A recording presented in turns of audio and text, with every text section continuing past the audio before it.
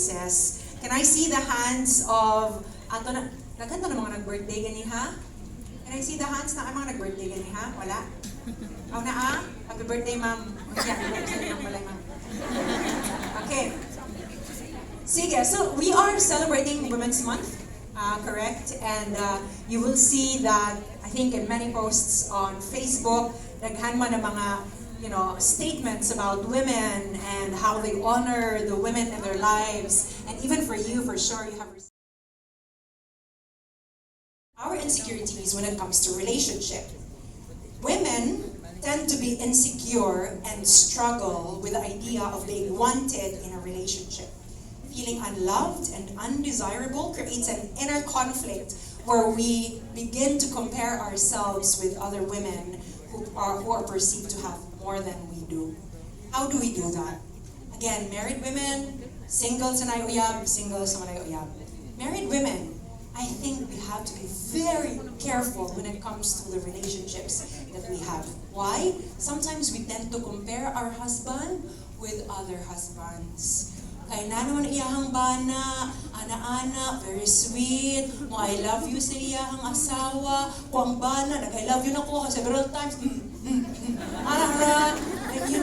murag, walay emosyon, diba? Bakit yung bahay nila ang laki-laki? Kasi yung asawa, iyahang bana, very masipag, would do this, would do that.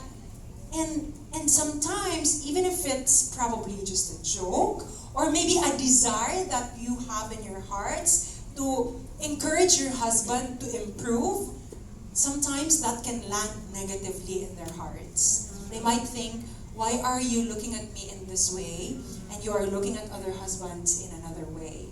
And that's very dangerous because if we're not careful, many things can arise from that, especially mga relationships outside of marriage. Because if the husband would feel that he is not respected in the family or by the wife, I don't know, hopefully not in this group, but generally, they will look for someone in such a way na they will be respected. So, for us women, our emotional need is to be loved, right?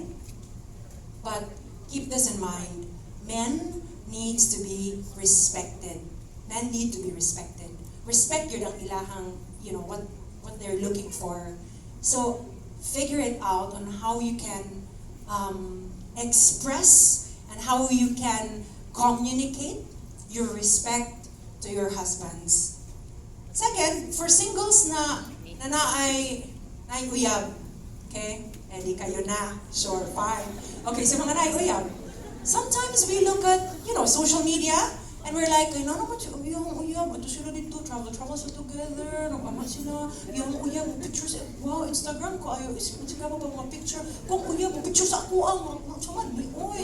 Ano ba?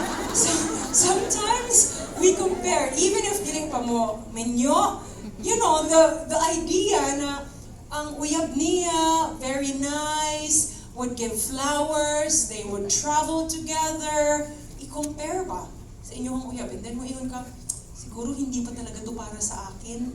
Kasi tingnan mo, parang pati pag-picture sa akin, hindi niya magawa. Paano pag naging mag-asawa kami? Is that what's important in the relationship?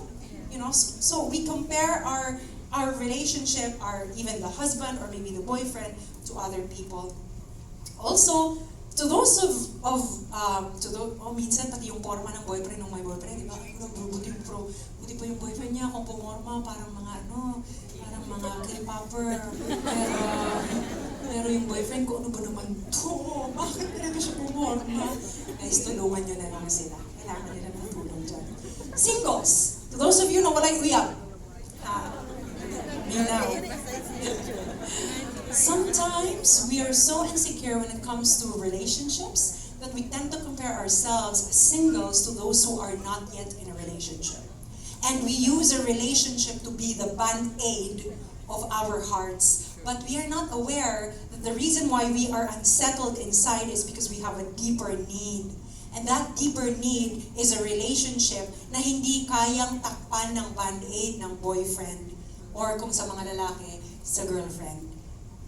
It is true that we are human beings who are created to be relational, but we have that deep-seated need for a relationship that goes beyond the spouse or boyfriend or girlfriend.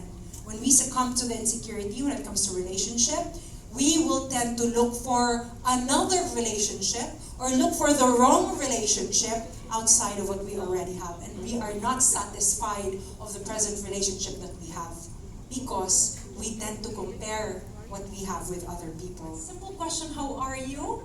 Ang dami natin pwedeng isagot doon. Pag tinanong niyo yung asawa niyo, kumusta ka? Okay na tayo. Wala na sila. Well, because the Lord has gifted us with words, make sure that you use that properly. Use that properly.